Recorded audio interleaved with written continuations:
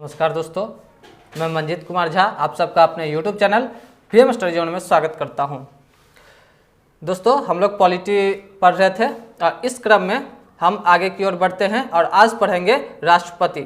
यानी राष्ट्रपति जो देश के प्रधान होते हैं वो उनका पद कैसा होता है, उसके लिए क्या योग्यताएं हैं, उनको कितना वेतनमान मिलता है, उनका जो चुनाव है वो किस प्रकार होता है, इन सब पर चर्चा करेंगे।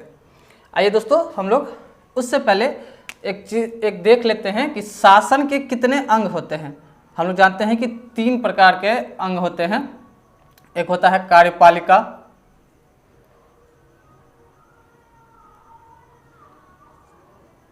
दूसरा होता है विधायिका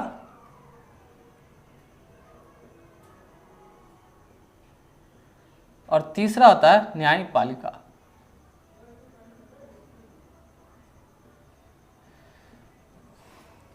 तो दोस्तों, विधायिका में क्या आती है? सरकार यानी संसद,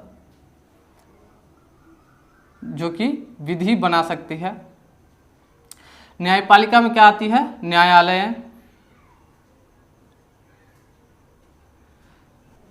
कार्यपालिका, दोस्तों कार्यपालिका 2 तरह की होती है, एक केंद्र की होती है और एक राज्य की होती है। आज हम लोग केंद्र की कार्यपालिका पर चर्चा करेंगे कि केंद्र में कौन कौन होते हैं कार्यपालिका के अंग। तो केंद्र में जो कार्यपालिका के अंग होते हैं वो सबसे पहले कौन होते हैं? राष्ट्रपति। उसके बाद कौन होते हैं? उपराष्ट्रपति। उपराष्ट्रपति। उसके बाद होते हैं प्रधानमंत्री।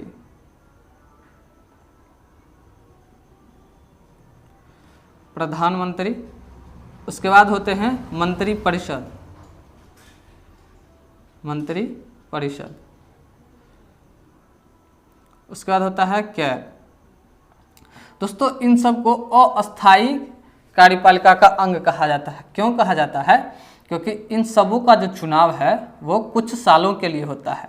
इनके पदों की जो सीमा है वो निश्चित की गई है, तय की गई है कि ये इतने वर्षों तक अपने पद पर रहेंगे। जैसा कि हम देखते हैं कि राष्ट्रपति 5 वर्षों के लिए, उपराष्ट्रपति 5 वर्षों के लिए, इसी प्रधानमंत्री 5 वर्षों के लिए, इसी तरह इन सब का जो समय है वो निश्चित किया गया है।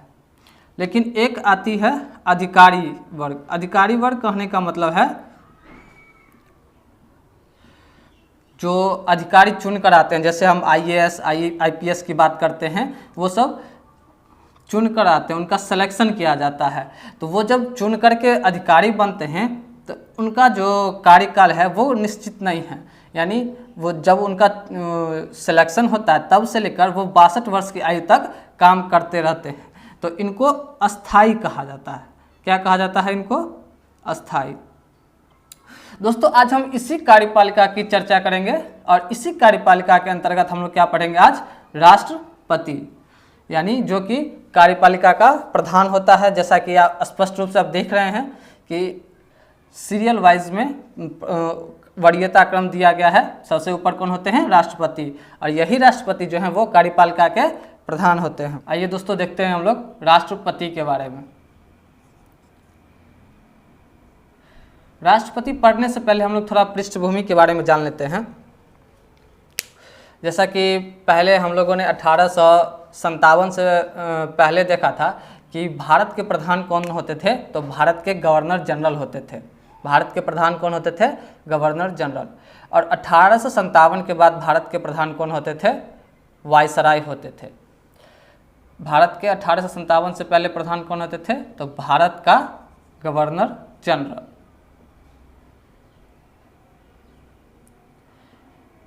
और भारत में जितने भी काम होते थे वो इन्हीं के द्वारा किए जाते थे।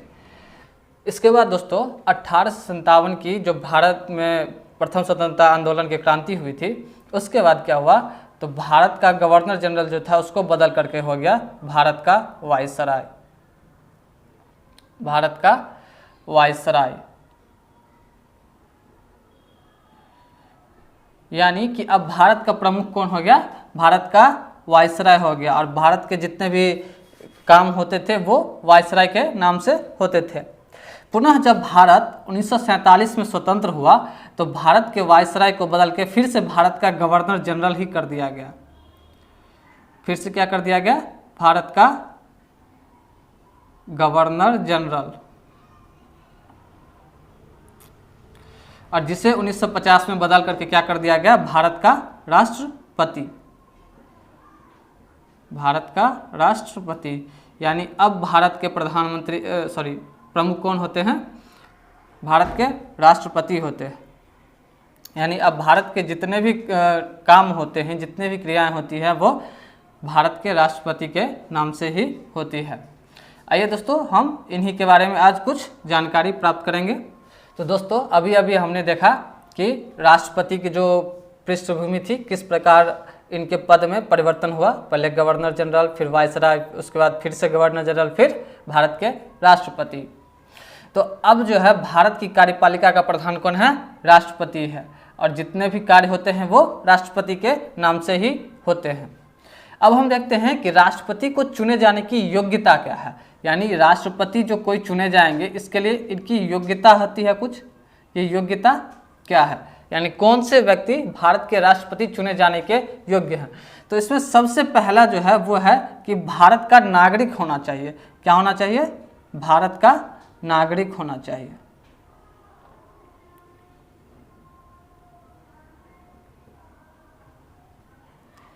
यानी कि अगर कोई विदेशी भारत में राष्ट्रपति के पद पर चुनाव लड़ना चाहें तो वो नहीं लड़ सकते हैं, और भारत में राष्ट्रपति के पद पर चुनाव लड़ने के लिए वही व्यक्ति योग्य होंगे जो उस वक्त भारत के नागरिक होंगे।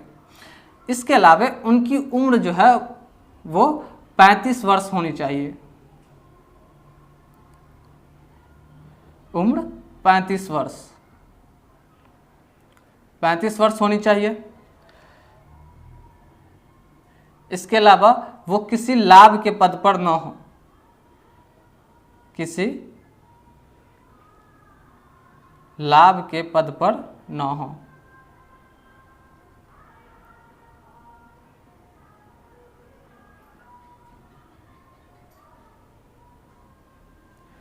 लाभ के पद पर कहने का मतलब है कि वो ना कोई सरकारी नौकरी में नौकरी नहीं कर रहे हों। यहाँ पर एक चीज़ ध्यान रखने वाली बात है कि अगर कोई पहले से राष्ट्रपति है तो उसे लाभ का पद नहीं माना जा सकता है।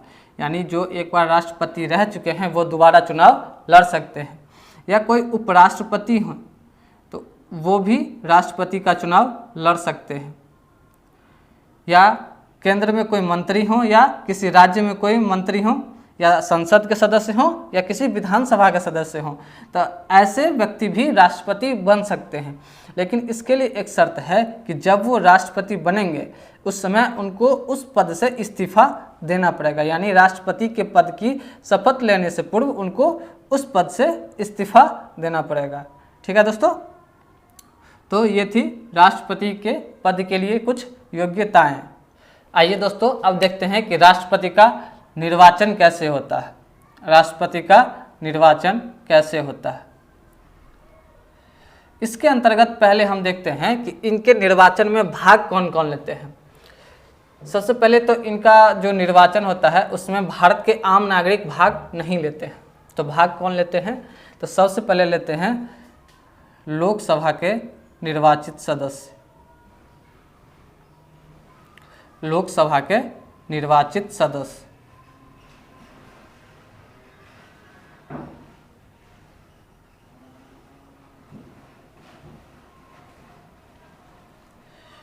उसके बाद लेते हैं राज्यसभा के निर्वाचित सदस्य।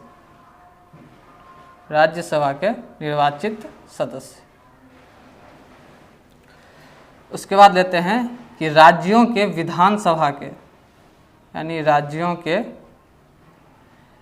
विधानसभा के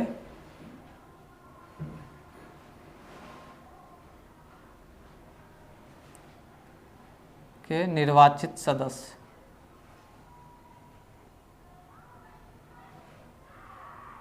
निर्वाचित सदस्य,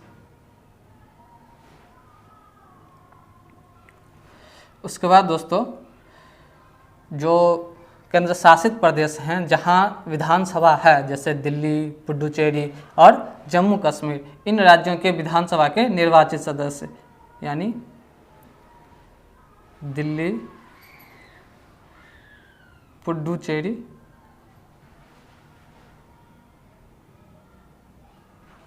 तथा जम्मू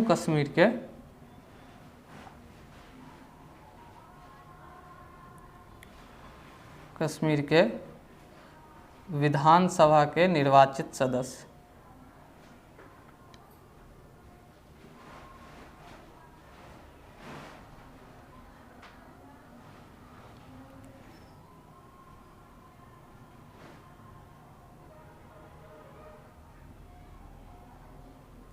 तो दोस्तों कौन कौन भाग लेते हैं राष्ट्रपति के निर्वाचन में? सबसे पहले तो लोकसभा के निर्वाचित सदस्य, यानी जो सदस्य निर्वाचित होकर के लोकसभा में आते हैं, सिर्फ उन्हीं को इसमें भाग लेने का अधिकार है। कहने का तात्पर्य है कि लोकसभा में कुछ सदस्य ऐसे होते हैं, जैसे 2 आंग्ल इंडियन सदस्य जिनको मनोनीत किया जाता है, वो राष्ट्रपति के चुनाव में भाग नहीं ले सकते हैं। इसी प्रकार राज्यसभा में भी निर्वाचित सदस्य ही केवल भाग ले सकते हैं, यानी राज्यसभा में भी जो सदस्यों को मनोनीत किया जाता है राष्ट्रपति के द्वारा, वो राष्ट्रपति के निर्वाचन में भाग नहीं ले सकते हैं। इसके अलावा राज्यों के विधानसभा के निर्वाचित सदस्य भाग ले सकते हैं, यानी जितने भी भारत के राज्य हैं उनके जो विधानसभा सदस्य हैं जो निर्वाचित हैं वो भाग ले सकते हैं, यानी यहाँ भी मनोनीत सदस्य भाग नहीं ले सकते हैं। इसके अलावा जो केंद्र शासित प्रदेश है जहाँ विधानसभाएं हैं, जैसे दिल्ली, पुडुचेरी तथा जम्मू कश्मीर, इनके जो विधानसभा हैं वहाँ के निर्वाचित सदस्य भी राष्ट्रपति के निर्वाचन में भाग लेते हैं। दोस्तों यहाँ ये ध्यान रखना आवश्यक है कि इसमें कौन कौन भाग नहीं लेते हैं।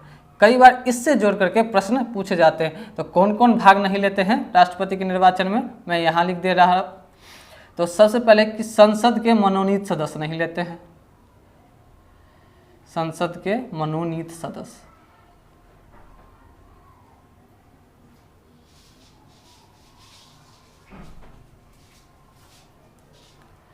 इसके बाद दोस्तों कि राज्य के जो विधान परिषद होते हैं उसके सदस्य भी भाग नहीं लेते हैं, राज्यों के विधान परिषद के सदस्य भी भाग नहीं लेते हैं।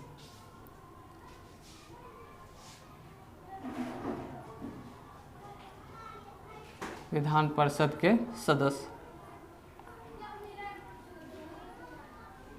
अब आप प्रश्न पूछेंगे कि जब राज्यसभा के निर्वाचित सदस्य भाग ले सकते हैं तो विधान परिषद के निर्वाचित सदस्य भाग क्यों नहीं ले सकते? तो इसके पीछे का कारण ये है कि भारत में सभी राज्यों में विधान परिषद की व्यवस्था नहीं है।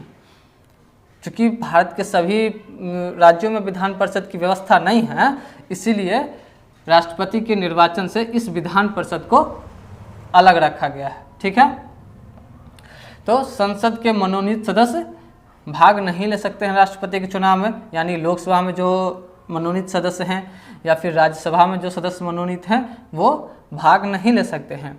इसके अलावा राज्यों के जो विधान परिषद हैं उनके सदस्य भी राष्ट्रपति के चुनाव में भाग नहीं ले सकते हैं।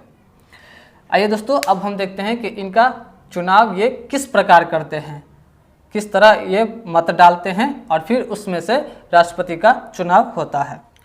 दोस्तों राष्ट्रपति का चुनाव जो होता है वो अप्रत्यक्ष तरीके से होता है, यानी अप्रत्यक्ष होता है, गुप्त तरीके से होता है, यानी अप्रत्यक्ष तरीके से होता है, गुप्त मतदान की व्यवस्था होती है। और इसमें क्या होता है कि अनुपातिक प्रतिनिधित्व द्वारा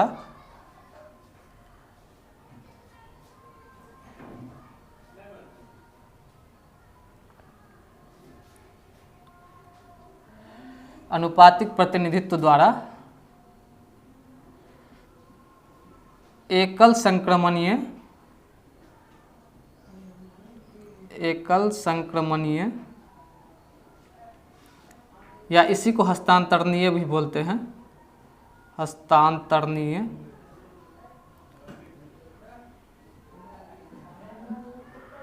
मत के द्वारा होता है। इसका क्या अर्थ है कि अप्रत्यक्ष तरीके से, यानी ये प्रत्यक्ष चुनाव नहीं होता है। क्यों नहीं होता है प्रत्यक्ष चुनाव? तो चूंकि राष्ट्रपति जो है कार्यपालिका का नाम मात्र का प्रधान है वास्तविक प्रधान कौन है? प्रधानमंत्री है। यदि नाम मात्र के प्रधान के लिए भी प्रत्यक्ष चुनाव हो, यानी इसमें सारी जनता जाके वोट करे, तो इससे चुनाव का खर्च बहुत ज़्यादा आएगा और समय की भी क्षति होगी। तो इससे बचने के लिए राष्ट्रपति के चुनाव की पद्धति कैसे रखी गई? अप्रत्यक्ष रखी गई, यानी इसमें जनता के प्रतिनिधि जाकर के मतदान करते हैं। और किस प्रकार करते हैं? तो गुप्त मतदान करते हैं, यानी वो जब वो मत देते हैं तो किसी को भी नहीं पता रहता है कि उन्होंने किसको मत दिया है। ठीक है दोस्तों। उसके बाद है अनुपातिक प्रतिनिधित्व। ये निश्चय किया गया कि राष्ट्रपति का जो निर्वाचन है वो किस प्रकार हो। तो सबसे पहले ये तय किया गया कि भारत में जितने भी विधायक हैं या सांसद हैं उनके मतों के मूल्य को निश्चित किया जाए। तो बहुत विचार विमर्श करने के बाद उनके मतों को इस अनुपातिक प्रतिनिधित्व के द्वारा निश्चित करने का प्रावधान किया गया। ठीक है दोस्तों। तो क्या है कि प्रत्येक राज्य के जो विधायक हैं उनके एक मत का मूल्य क्या होता है?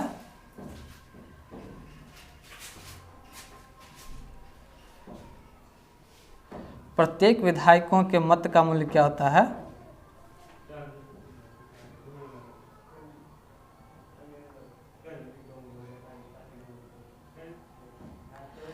वो जिस राज्य के विधायक हैं वहाँ की कुल जनसंख्या, यानी राज्य की कुल जनसंख्या और बट्टे जितने विधायक यानी जितने विधानसभा सदस्य वहाँ से निर्वाचित हुए हैं उस राज्य से, यानी राज्य के कुल विधानसभा सदस्य की संख्या।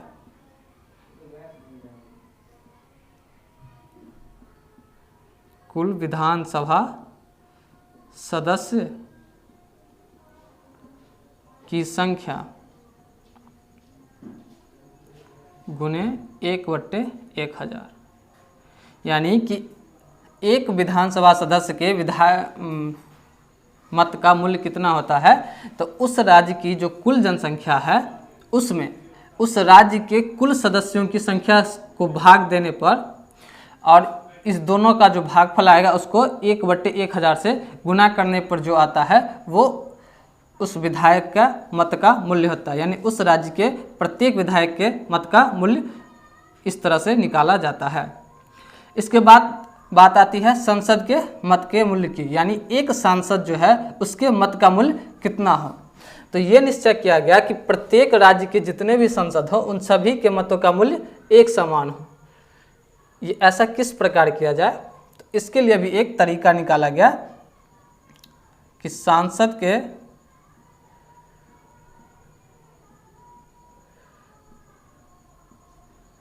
मत का मूल्य,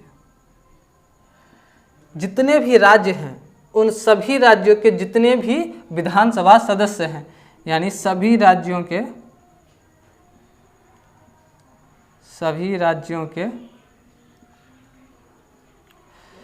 विधानसभा सदस्य यानी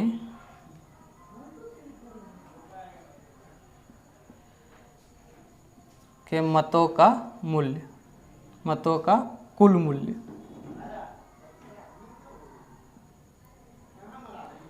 बट्टे सांसदों की कुल संख्या।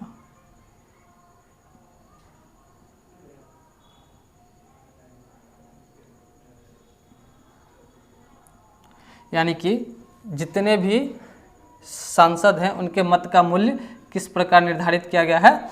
तो सभी राज्यों के जो कुल विधानसभा सदस्य हैं उनके कुल मूल्य को जोड़ दिया गया, यानी प्रत्येक राज्य के विधानसभा सदस्य के मूल्य को जोड़ दिया गया और उसको जितने सांसद राष्ट्रपति के निर्वाचन में भाग लेते हैं, वो लोकसभा के हों या राज्यसभा के हों, उसको भाग देने पर जो भागफल आता है वही एक सांसद के मत का मूल्य होता है। अब ये किस प्रकार अपना मत देते हैं? अब दोस्तों देखते हैं कि राष्ट्रपति के चुनाव में किस प्रकार के मत डाले जाते हैं और किस प्रकार उनका चुनाव होता है। तो दोस्तों सबसे पहले राष्ट्रपति पद के लिए जो निर्वाचन में खड़े होते हैं उनको सबसे पहले क्या होता है कि 50 प्रस्तावक होने चाहिए इनके लिए। 50 क्या होने चाहिए, प्रस्तावक होने चाहिए और इतने ही अनुमोदक भी होने चाहिए। ठीक है। इसके अलावा इनको रिजर्व बैंक ऑफ इंडिया यानी RBI में 15,000 रुपये जमा करने पड़ते हैं। रिजर्व बैंक ऑफ इंडिया में 15,000 रुपये जमा करने पड़ते हैं। जब इनके 50 प्रस्तावक और 50 अनुमोदक हो जाते हैं और ये RBI में 15,000 रुपये जमा कर देते हैं, तब ये राष्ट्रपति के चुनाव के लिए खड़े हो सकते हैं। और जब ये खड़े होते हैं तब इनके लिए वोट की प्रक्रिया शुरू की जाती है और जितने प्रतिनिधि खड़े होते हैं उन सबों को वरीयता दी जाती है। यानी एक जो वोट दे रहे हैं यानी एक मतदाता सबों को वरीयता देते हैं। जैसे यदि कोई चार व्यक्ति इस पद का चुनाव लड़ रहे हैं तो वो सभी को अपनी वरीयता देते हैं कि किसे वो राष्ट्रपति बनाना चाहते हैं, किसे दूसरे स्थान पर रखना चाहते हैं, किसे तीसरे स्थान पर रखना चाहते हैं और किसे चौथे स्थान पर रखना चाहते हैं। इस प्रकार उनको वरीयता क्रम दी जाती है। और जब सारे मत पूरे हो जाते हैं यानी मतदान की प्रक्रिया समाप्त हो जाती है तो उसके बाद वोटों की गिनती शुरू की जाती है। और वोटों की गिनती में ये देखा जाता है कि प्रथम वरीयता के सबसे अधिक मत किसे मिले हैं। यदि जिस व्यक्ति को प्रथम वरीयता के सबसे अधिक मत मिले हैं उन्हें यदि कुल वैध मतों को 2 से भाग देने पर और इसमें 1 जोड़ने पर यानी इतने मत यदि मिल जाते हैं तो उन्हें राष्ट्रपति के लिए चुन लिया जाता है। यदि इतने मत उन्हें नहीं मिलते हैं तो उसके बाद मत के हस्तांतरण का प्रक्रिया शुरू की जाती है। यानी कि जो मत है उसको हस्तांतरित किया जाता है। जैसा कि आपने पहले पढ़ा है कि मतों के एकल संक्रमणीय या हस्तांतरणीय प्रक्रिया होती है, तो अब वो प्रक्रिया शुरू होती है। यानी अब क्या होता है कि प्रथम वरीयता के जो सबसे कम जिनको वोट मिला है उसको चुनाव से बाहर कर दिया जाता है और ये देखा जाता है कि उसके दूसरे वरीयता के कितने वोट किस उम्मीदवार को मिले हैं। ठीक है दोस्तों, इस प्रकार दूसरी वरीयता के मत को जोड़ने के बाद जिन्हें इतना मत मिल जाता है उन्हें राष्ट्रपति पद के लिए चुन लिया जाता है। यदि फिर भी किसी भी व्यक्ति को इतने मत की प्राप्ति नहीं होती है तो फिर से ये प्रक्रिया दोहराई जाती है। यानी फिर से जिसको प्रथम वरीयता के कम मत मिले हैं उनको हटा करके फिर उसके मतों की हस्तांतरण की प्रक्रिया शुरू की जाती है। इस प्रकार यदि किसी व्यक्ति को कुल वैध मतों को 2 से भाग देने पर और उसमें 1 जोड़ने पर जितना आता है उतने मत यदि मिल जाते हैं तो वो राष्ट्रपति बन जाते हैं। अन्यथा जो लास्ट में व्यक्ति बच जाते हैं यानी जो अंतिम में व्यक्ति बच जाते हैं, अंतिम में जो व्यक्ति बच जाते हैं जिनके पास सर्वाधिक मत होता है उनको राष्ट्रपति पद के लिए चुन लिया जाता है। तो दोस्तों इस प्रकार से हमारे राष्ट्रपति का चुनाव होता है। ठीक है दोस्तों, तो आज हमने राष्ट्रपति के बारे में कुछ बेसिक चीज़ों को देखा कि किस प्रकार से राष्ट्रपति का पद हमारे भारत में सृजित हुआ और उसके निर्वाचन की क्या प्रक्रियाएं हैं, साथ ही उनकी क्या योग्यताएं हैं। ठीक है दोस्तों, इससे आगे हम अगली वीडियो में पढ़ेंगे। तब तक आप हमारे वीडियो को लाइक एवं शेयर जरूर करें तथा आपको ये वीडियो कैसा लगा वो हमें कमेंट के माध्यम से बताते रहें तथा हमारे चैनल के जितने भी वीडियो हैं उन सबों से अपडेट रहने के लिए चैनल को सब्सक्राइब करना ना भूलें, साथ ही साथ बेल आइकन को अवश्य दबाएं। धन्यवाद।